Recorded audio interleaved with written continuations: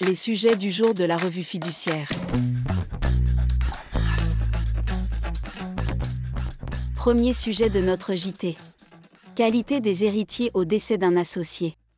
Un groupement foncier agricole a été constitué entre plusieurs associés. L'un d'eux décède, laissant 3 fils. Lors d'une assemblée générale extraordinaire, 2 des fils de l'associé défunt refusent d'agréer un tiers auquel leurs frères et d'autres associés s'étaient engagés à céder leur part. Le frère en question assigne le groupement et son gérant pour faire annuler l'assemblée et en convoquer une nouvelle. Il obtient gain de cause. Le groupement et le gérant contestent cette décision. Ils reprochent au juge d'appel d'avoir considéré que le frère est associé du groupement alors que la qualité d'héritier d'un associé décédé ne confère pas de plein droit celle d'associé. Faux, tranche la Cour de cassation. Les héritiers d'un associé d'une société de personnes ont la qualité d'associé lorsqu'il a été prévu que la société continuerait entre eux.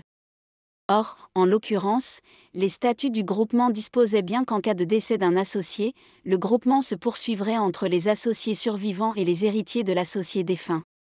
Ainsi, quand bien même il n'y aurait pas eu de partage amiable des parts issues de la succession, les fils de l'associé décédé en étaient propriétaires indivis et avaient la qualité d'associés, ce qui leur donnait le droit individuel de participer aux assemblées du groupement. Ils ne pouvaient toutefois participer au vote qu'en étant représentés par un mandataire. Deuxième sujet de notre JT.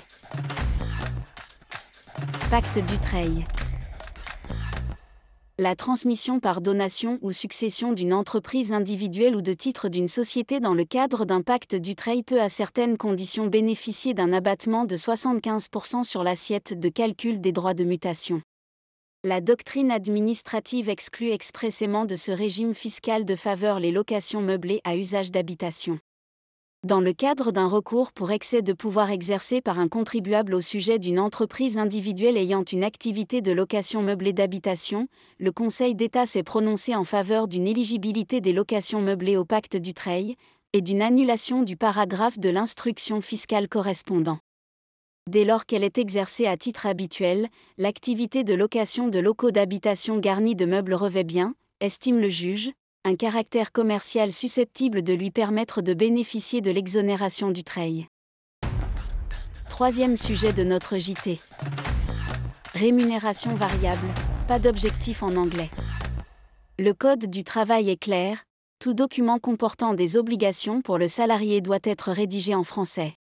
Il en va de même pour ceux qui contiennent des dispositions dont la connaissance est nécessaire pour l'exécution de son travail. Cette règle ne s'applique pas aux documents reçus de l'étranger, ou destinés à des étrangers, qui peuvent être rédigés dans une autre langue que le français. Par exemple, un employeur peut adresser un plan de rémunération variable rédigé en anglais à un salarié citoyen américain.